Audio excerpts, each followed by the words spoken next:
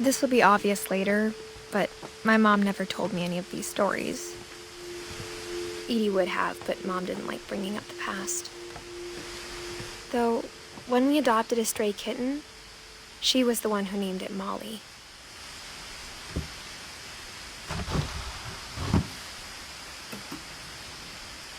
I spent a lot of time in Great-Grandma Edie's room.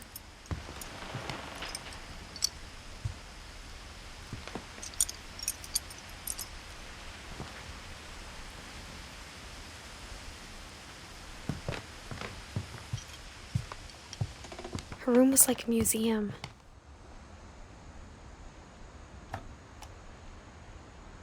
For 500 years, the Finches have been famous throughout Norway for their fortune and misfortune.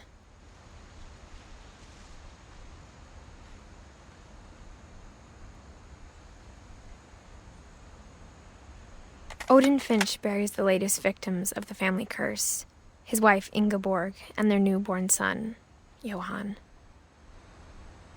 On January 7th, 1937, he set sail with his family and his house, hoping to leave the curse behind.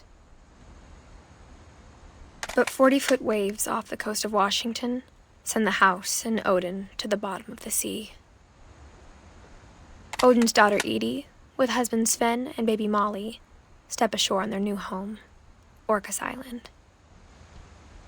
Odin Finch is the first to be buried in the new family cemetery. His daughter Edie is already dreaming of a new Finch house.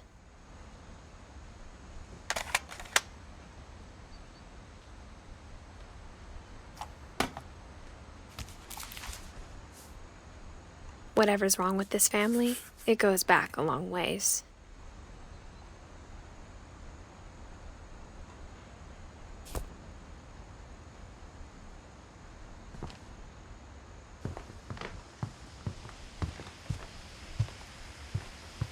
When Edie told people Sven was killed by a dragon, she could also have said he was building a dragon-shaped slide that collapsed. She could have, but she didn't.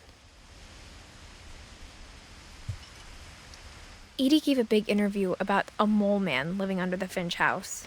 My mom was furious. I hadn't thought of myself as Edith Jr. for a long, long time.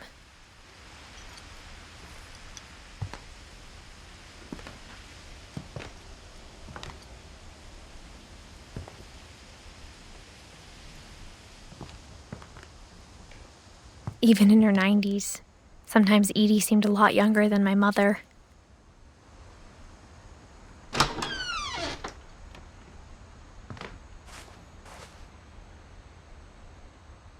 The only trace Grandpa Sam's first wife Kay left on the house was the pink bathroom. It was a pretty big trace.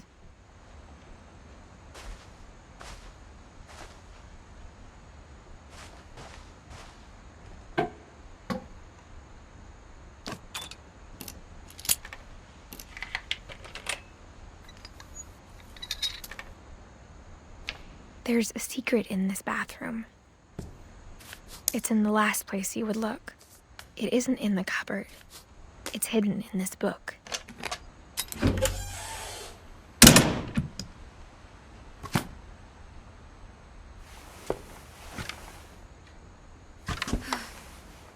Sven gave Sam an old camera he'd refurbished. He never put it down.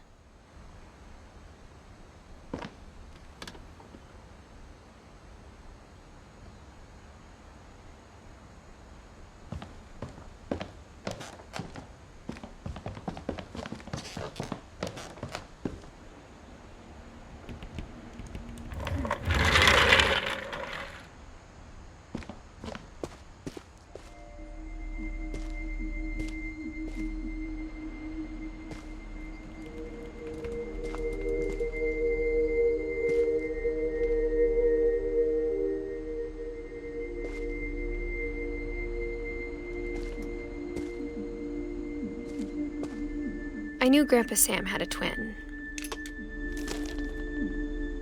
and that he never talked about him. I guess my grandpa didn't like history any more than my mom did.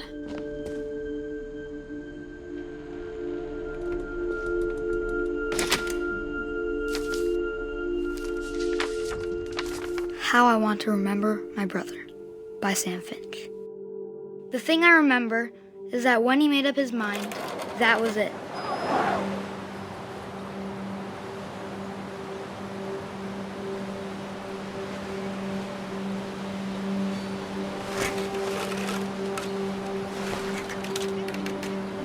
My brother said he'd die before he ate another mushroom.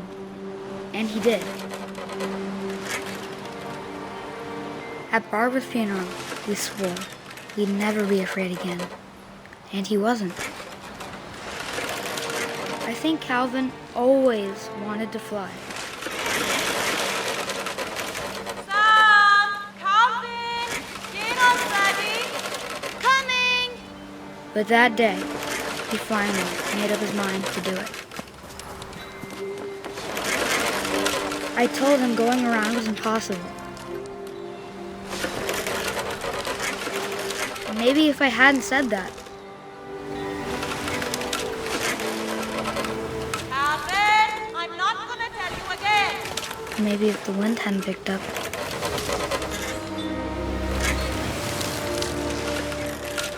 Then maybe he'd still be here. But I doubt it. I think he'd already made up his mind. That's what I want to remember about my brother.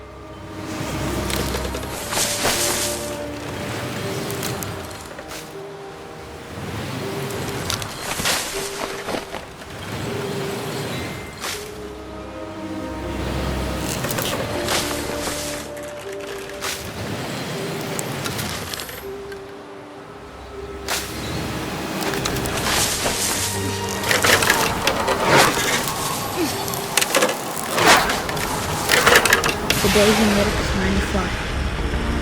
And he did.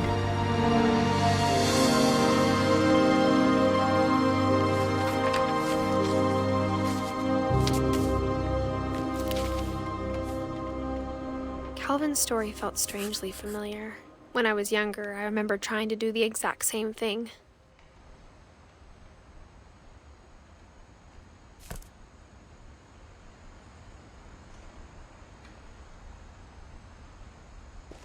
After the funeral, Edie roped off Calvin's half of the room.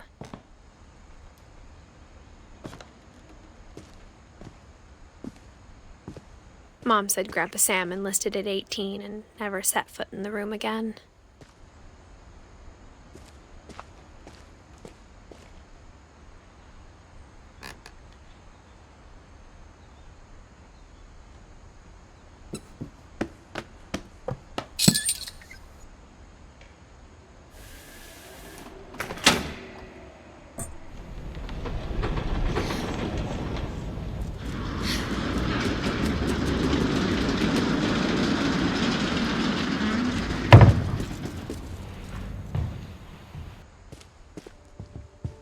The passages were a pretty tight fit.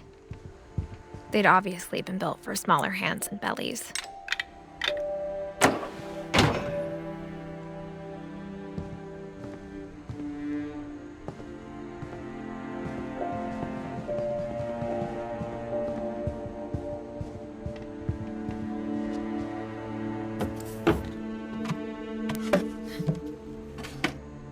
Growing up, I always thought of Barbara as a child star.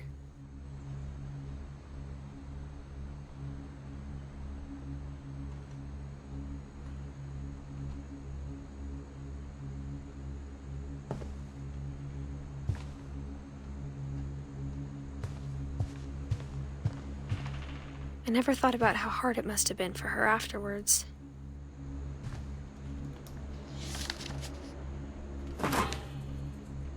Of all the stories people wrote about Barbara's death, I'm surprised Edie saved this one.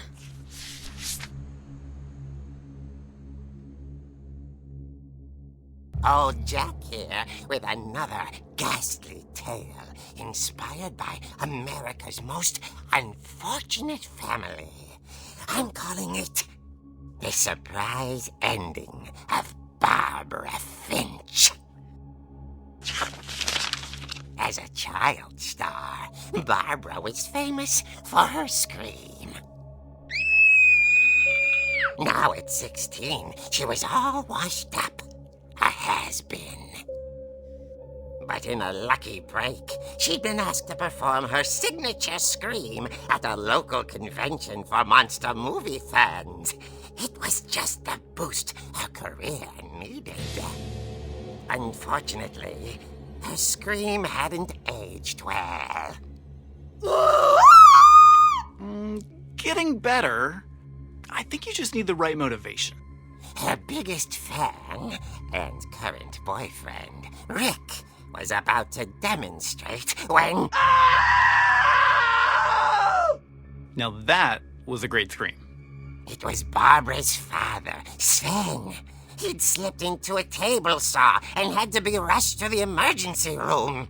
So Barbara got stuck babysitting her youngest brother, Walter.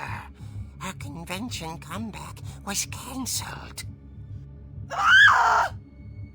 Okay, I'm hearing frustration, but I'm not hearing terror. What if I tried... A gang of hoodlums in Halloween masks have been terrorizing Orcas Island tonight. Police are urging residents to... That came from the basement. You're right! Also, I loved your delivery on that. Why is your basement door locked? Because my dad likes making puzzles and secret passages. There's a key hidden in the music box. The secret is to keep winding and winding until finally the key pops out. Thanks, babe. I'll be back in a sec. 20 minutes later, Rick hadn't returned. So Barbara went to look for him, right on cue. She reached for the music box. And as she wound the key, she listened for Rick, but the house was silent.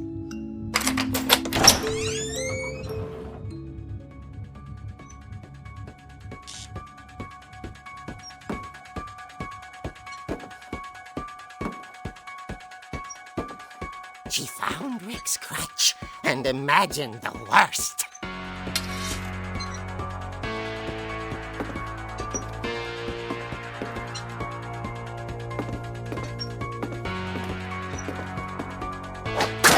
The gang's leader is the infamous Hookman killer, Dr. Carl Hamill, who impaled and then ate his family 10 years ago tonight.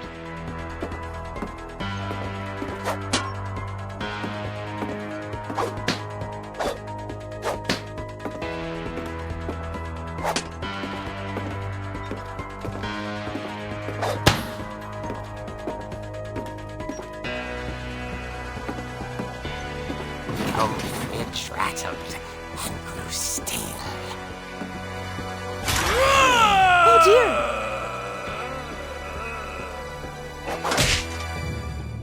Oh! Rick?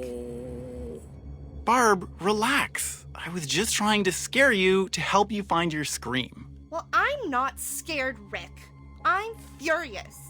Then act furious.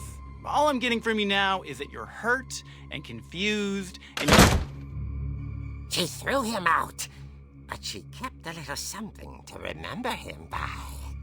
Barb, have you seen my other crutch? And she was still holding it when she fell asleep watching the late picture show. Hours later... Barbara! Walter, what's going on up there? Ah! Okay, I'm coming up, but if this is a trick, you're dead, Walter.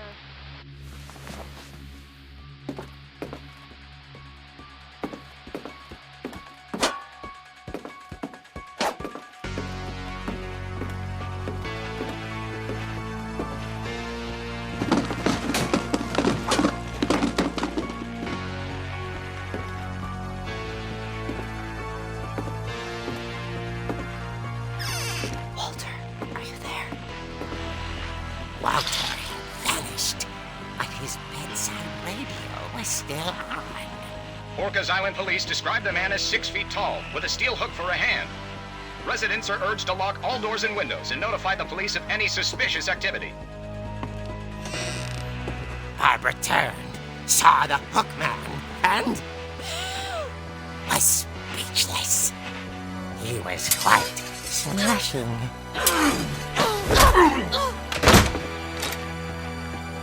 And he was. He couldn't get enough of Barbara. Okay, Barbara, there's gotta be another way out of here.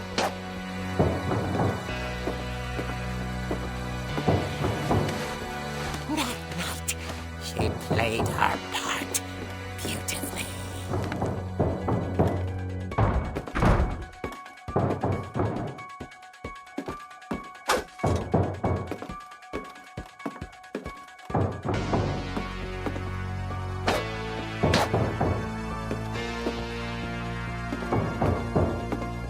She thought about abandoning Walter, but just couldn't do it.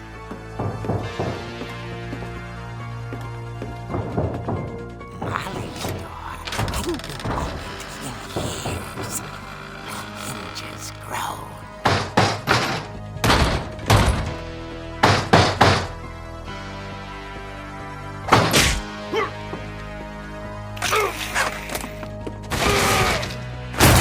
He wasn't moving, but she sensed the story might not be over yet.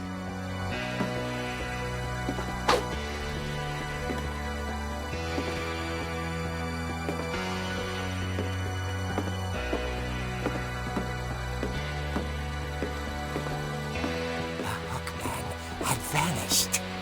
She listened for his breathing, but all she heard was...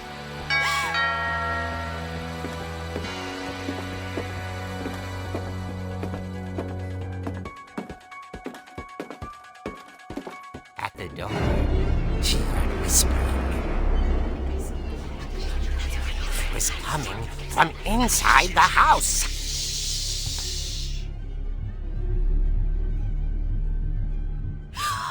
Oh dear.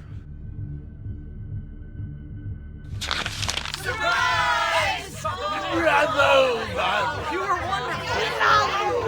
monsters had come to surprise her.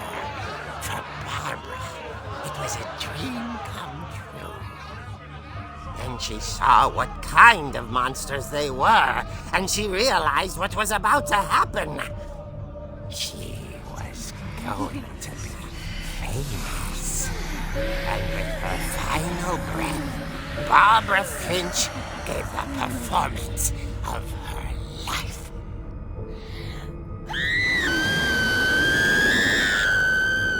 I wasn't there myself, but I hear Barbara was magnificent. Poor girl. She had a taste for stardom. But unfortunately, so did her fans. Of course, the police blamed it all on poor Rick, who disappeared the same night.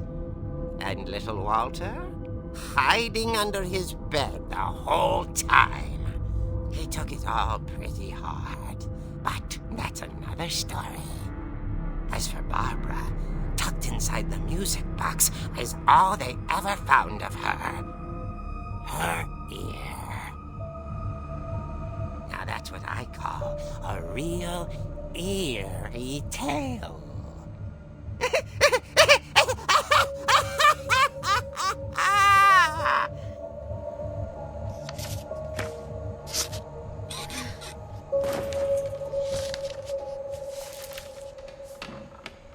Edie told me all Barbara wanted was to be remembered, as absurd as that comic was. Maybe what Edie saw was a happy ending.